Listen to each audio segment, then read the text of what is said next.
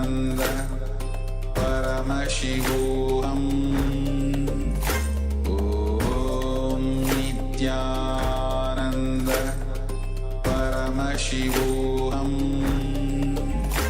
Om Nityananda Paramashivoham Om Nityananda Paramashivoham Om Nityananda Paramashivoham Om Nityananda Paramashivoham Om Nityananda Paramashivoham Om Nityananda Paramashivoham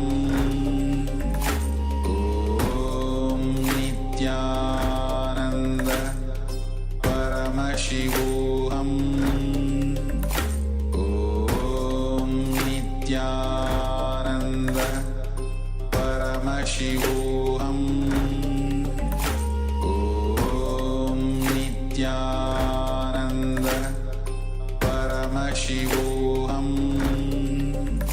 Om Nityananda Paramashivoham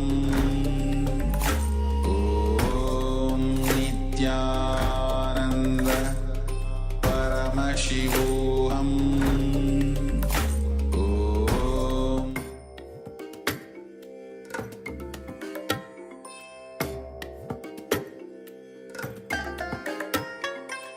I bless you all.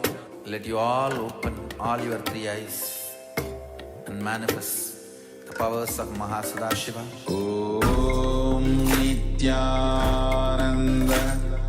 Paramashivoham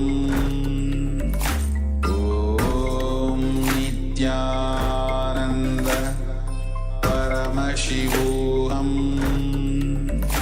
Om Nityananda Paramashivoham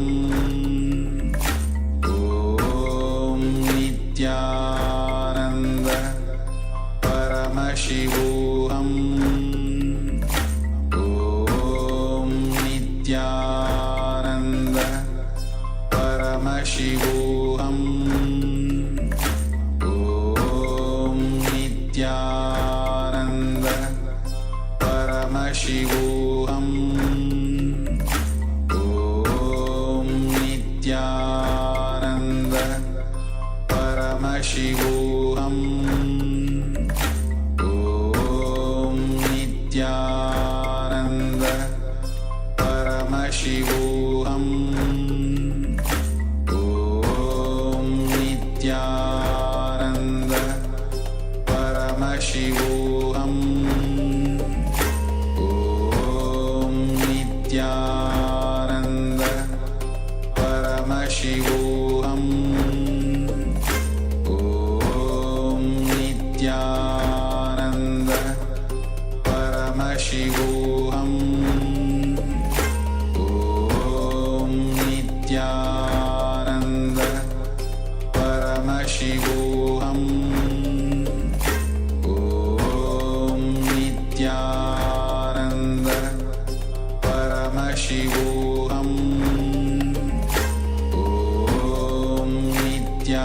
Om Nityananda Paramashivoham Om Nityananda Paramashivoham